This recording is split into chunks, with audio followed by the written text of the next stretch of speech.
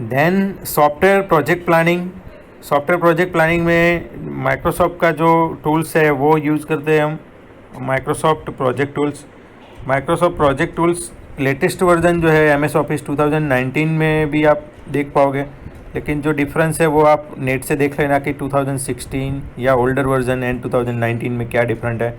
इससे आप timeline chart create कर सकते हो, मैनेज कर सकते हो प्रोजेक्ट को, यानी कि M S project Microsoft Project, the project management software program by this Microsoft. It is a very handy tool for project manager that help develop a schedule, assign the resource to the task. आप resource कितने assign करने हैं, okay, resource यानी कि उसको printer जो चाहिए, CD ROM चाहिए, that's all our resource.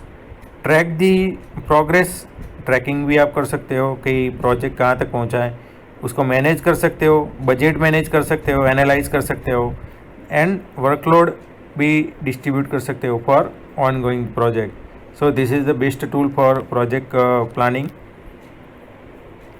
Then different technique for the project scheduling की डिफरेंट टेक्निक अगर देखें तो कौन कौन सी टेक्निक कवर होगी। आप मैथमेटिकल टेक्निक यूज़ कर सकते हो, duration compression, simulation, resource levelling, task list and Gantt chart यानी कि टाइमलाइन चार्ट, कैलेंडर, ऐसी टेक्निक से आप प्रोजेक्ट शेड्यूल कर सकते हो, यानी कि उसका कितना टाइम लगेगा वो सब आइडेंटिफाई कर पाओगे। सो फर्स्ट दिखते हैं मैथमेटिकल एनालिसिस, यानी कि क्रिटिकल पाथ मेथड, उसमें जो कवर हो रहा है वो इस प्रकार है कि critical path method and second जो है वो program evolution and review technique, PERT। तो क्रिटिकल पाथ मेथड में क्या होता है, every project's tree diagram has the critical path. The critical path method estimate the maximum and minimum time required to complete project. Maximum time कितना लगेगा और minimum time कितना लगेगा वो आप इससे इजीली आइडेंटिफाई कर पाओगे this using the mathematical analysis. Then program evolution and review technique, PERT is a way to schedule the flow of task in the project and estimate the total time to complete it. PERT भी useful है schedule करने के लिए, task कहाँ पे पहुँचा है वो आइडेंटिफाई करने के लिए कितना टाइम लगेगा।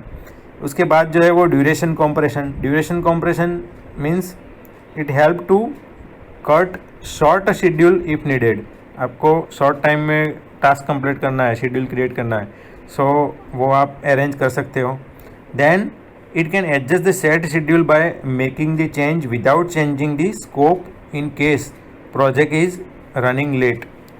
Two methodology that can be applied: fast tracking and crashing.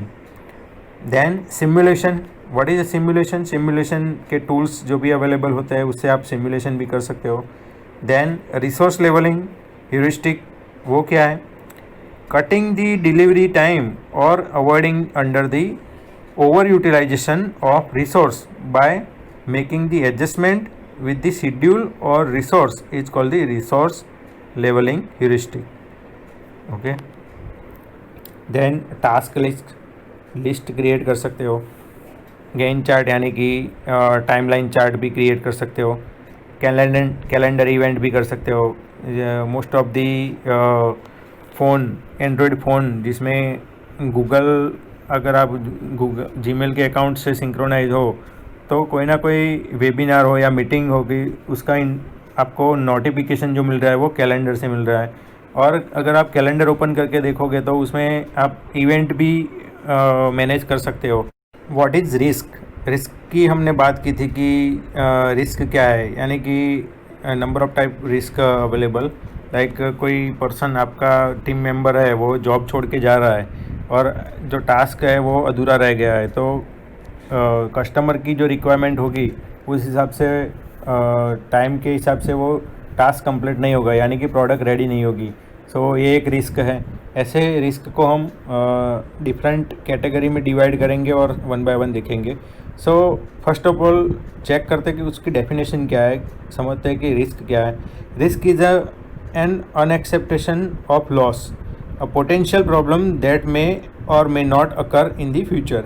वो ऐसा नहीं है कि रिस्क होगा, और फिक्स नहीं है, यानी कि इट मे बी अकर और not. It is generally a cause due to the lack of information proper नहीं होती तो रिस्क जनरेट हो सकता है. Control over the time, possibility of the suffer from loss in the software development process is called the software risk. अगर software की बात करें कि उसमें कोई लॉस हो रहा है, so it is a risk. Project risk management. अब प्रोजेक्ट रिस्क मैनेजमेंट क्या है? The risk management involve all activity pertaining to identification, analysing and making provision for the predictable and non predictable risk in project. वो एक activity में हम क्या cover करेंगे कि आइडेंटिफाई करेंगे, उसको एनालाइज करेंगे, देन प्रेडिक्टेबल यानी कि कौन कौन सी रिस्क होने की संभावना है वो अलग करेंगे, और ऐसा रिस्क जो हमें पता नहीं है, प्रेडिक्ट नहीं कर सकते, उसको हम अलग करेंगे. सो जो रिस्क है वो इस प्रकार है. Experience staff living the project and new staff coming. अभी जो मैंने बात की कि डेवलपर जो है वो अच्छे से काम कर रहा है, उसके पास अच्छा नॉलेज है, लेकिन वो मूव हो रहा है दूसरी कंपनी में और नया स्टाफ ज्वाइन कर रहा है, तो एक रिस्क है. उसको क्या करना पड़ेगा, नए स्टाफ को फिर से ट्रेनिंग देनी होगी और फिर से वो टास्क अलोकेट करना पड़ेगा, जो टाइम ज़्यादा लेगा उसमें. देन सेकंड जो है वो चेंज इन ऑर्गेनाइजेशनल मैनेजमेंट, वो चेंज करेगा, अभी जो डिस्कस किए उस हिसाब से. रिक्वायरमेंट चेंज और miss interpreting the requirement.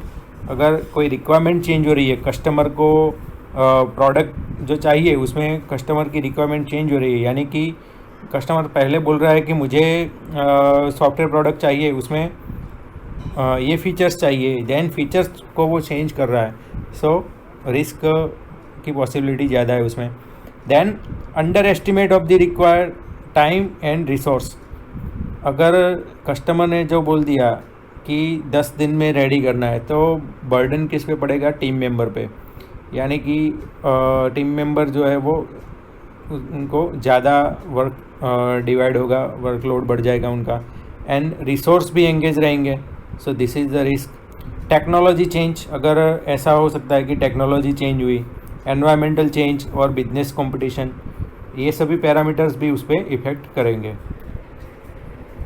Risk management process. What is a risk management? अब उसको मैनेज कैसे करेंगे? So identification, categorise, manage and monitoring. First step में क्या करेंगे, आइडेंटिफिकेशन, यानी कि आपको लिस्ट क्रिएट करना है. Make a note of all possible risk. कौन कौन से रिस्क पॉसिबिलिटी है वो आप उसकी नोट क्रिएट करोगे. देन विच में अकर इन दी प्रोजेक्ट. उसमें से कौन से रिस्क प्रोजेक्ट में हो सकते हैं, that is called the risk identification. Then categories known risk into the high, medium and low risk intensity as per their possible impact on the project. Then manage. Categories में divide करने के बाद आप क्या करोगे, उसको मैनेज करोगे. Manage यानी कि हैंडल करना है. Analyse the probability of the occurrence of the risk at various phase. Make the plan to avoid or face the risk. Attempt to minimise their side effects. उसको मैनेज करने के लिए क्या करोगे आप, पहले तो अवॉइड करना बेटर है, तो उसको अवॉइड हो सकता है तो अवॉइड करोगे, या उसमें जो एरर जो है वो रिस्क जो है वो उसको मिनिमाइज करने का ट्राई करोगे. साइड इफ़ेक्ट्स जो है वो रिमूव करना ट्राई करोगे. Then monitor. उसको मॉनिटरिंग कैसे करोगे, so closely monitor the potential risk and their earlier symptoms. Also monitor the effects to step taken to mitigate और अवॉइड देम. सो मॉनिटरिंग के लिए आप उसको अवॉइड कर सकते हो, मिटिगेट कर सकते हो, ओके. और अर्लियर सिम्टम्स आपको फाइंड हो रही है, यानी कि पहले आप इनिशियल स्टेज में आप पता है कि यहाँ पे रिस्क अकर हो सकता है, तो उसको हैंडल भी कर सकते हो, मॉनिटर कर सकते हो. Then categories, project risk, technical risk, business risk, ये सभी कैटेगरीज में इसको डिवाइड किया गया है. तो प्रोजेक्ट रिस्क क्या है? Project risk means they return to the project plan. If they become the real, it is likely the project schedule will be split and that cost will increase. Project risk में क्या होगा, अगर project risk project में होगा तो schedule जो disturb हो जाएगा, एंड कॉस्ट भी बढ़ सकती है उसकी। देन टेक्निकल रिस्क यानी कि they threaten the quality and timeline of the software to be produce. If they become the real implementation में बिकम डिफ़िकल्ट और इम्पॉसिबल। टेक्निकल रिस्क में क्या होगा कि टाइमलाइन के हिसाब से प्रोडक्ट रेडी नहीं हो रही हो, या रियल इम्प्लीमेंटेशन जो होना चाहिए, टेक्निकल इम्पैक्ट जो उस पर पैरामीटर जो इफेक्ट कर रहे हैं वो टेक्निकल रिस्क में कवर होगा। देन बिजनेस रिस्क यानी कि बिजनेस में कंपटीशन कवर हो रही है, feasibility of the software to be build, okay, ये सब कवर होगा। नॉन रिस्क यानी कि ऐसे रिस्क आप पहले जब भी प्रोजेक्ट क्रिएट करते थे तो उसमें रिस्क हो चुका है, that is called known risk. Those risk can be uncovered after the careful evolution of the project plan, the business and technical environment in which the project is being developed and other reliable information. Then unrealistic delivery date, it is called the known risk. आपको पता है कि project में ये risk हो सकता है, so that is called a known risk. Predictable, those risk that are the deducted from the past project experience. अभी जो मैंने बात की कि पहले जो आपने प्रोजेक्ट किया हो और उसके एक्सपीरियंस के अकॉर्डिंग आप जो पता है आपको कि ऐसा रिस्क हो सकता है, that is called a predictable. And unpredictable, आप प्रेडिक्ट नहीं कर सकते हैं। Those risk that can and do occur but extremely difficult to identify in advance, उसको एडवांस में आप अवॉइड नहीं कर सकते, so it is a unpredictable risk.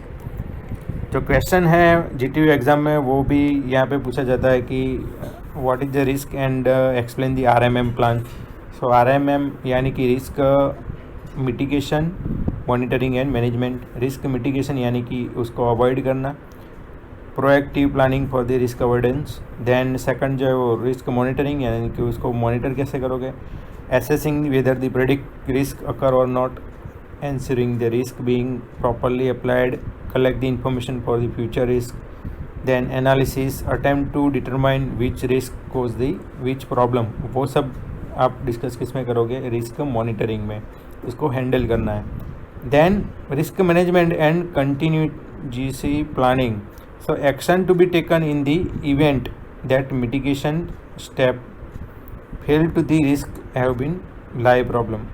सो अगर रिस्क प्रोजेक्ट में हो चुका है, सो उसके लिए आप क्या प्लान करोगे, वो सब इसमें कवर करना है आपको। इवेंट, उसके अकॉर्डिंग कौन कौन से मिटिगेशन के रिगार्डिंग कौन कौन से इवेंट है वो आप इसमें डिस्कस आपको करना है। देन एक और इम्पोर्टेंट क्वेश्चन जो जीटीयू में हर बार पूछा जाता है कि 4P प्रोजेक्ट मैनेजमेंट स्पेक्ट्रम कौन कौन से है। तो P यानी कि जो 4 P यहाँ पे दिखाए गए हैं, वो पहला तो है पीपल, सेकंड जो है वो product, then process and project. So सबका डिफरेंट जो रोल है वो इस प्रकार है। Understanding the 4P, that is a people, product, process and project, it is incredibly necessary. People should be organized to perform the software system work efficiently. People यानी कि user का मेन रोल होता है, वो क्या है, यूज़र। इसमें user में नंबर ऑफ़ यूज़र जैसे कवर हो रहा है, वो क्लाइंट, कस्टमर, डेवलपर, ये सभी आ गए यूज़र में। देन जो उनका रोल है वो इस प्रकार है। People of the project include from the manager to developer, from client to finish user. However, the principal people of the project highlighting the developers, it's thus vital to own extremely skillful extended developers that software package. Engineering Institute has developed land management capability maturity model, CMM model जब भी आप create करते हो, that is called the people, first parameter of peoples. The product is any package that need to be develop. Product यानी कि जो customer को आप फाइनली प्रोजेक्ट दे रहे हो, that is called a product. To develop the success product objective and scope, वो सब आप इसमें डिस्कस करना। देन प्रोसेस क्या है, the package method providing the framework, उसमें हमने कवर किया था कि प्रोसेस यानी कि जो स्टेप आप यूज़ कर रहे हो टू क्रिएट दी प्रोडक्ट, वो सब कवर करना है। अम्ब्रेला एक्टिविटीज़ के टास्क भी आप कवर कर सकते हो। ओके, देन प्रोजेक्ट यानी कि फाइनली जो प्रोजेक्ट मैनेजर उसको अप्रूवल देता है। Here the manager need to the perform some job, the project contain all and everything of the entire development method, and to avoid the project failure the manager need to take some step, need to fret concerning some common warning। Project में finally manager का role आता है कि good quality product deliver करना है customer को, तो उसमें कोई बग या कोई प्रॉब्लम नहीं होनी चाहिए। तो वो चेक फाइनली प्रोजेक्ट मैनेजर करेगा और अच्छा प्रोजेक्ट क्रिएट करने का ट्राई करेगा। जीटीयू में जो पूछे जाते हैं वो क्वेश्चन इस प्रकार है। सॉफ्टवेयर मैट्रिक्स जो हमने फर्स्ट डिस्कस कर लिया, देन आरएमएम प्लान अभी जो हमने बोला, रिस्क क्या है, मिटिगेशन स्टेप, वो सब 4P प्रिंसिपल कवर होंगे। Then software project management W5HH principle जो 4 मार्क्स 7 मार्क्स के क्वेश्चन है। Then write a short note of requirement engineering